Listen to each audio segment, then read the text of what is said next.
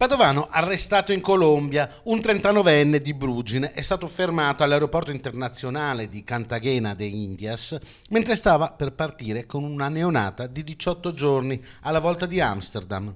L'uomo, Mirko Coccato, sosteneva di essere il padre della bimba. La piccola però non era sua figlia.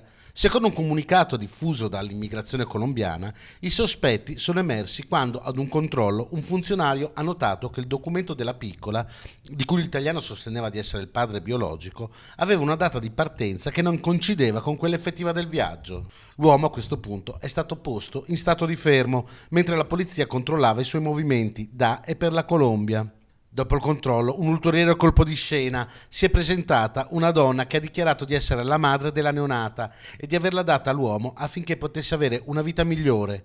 A questo punto, un agente ha notificato al cittadino italiano l'arresto per soppressione, alterazione e supposizione di stato civile della piccola colombiana.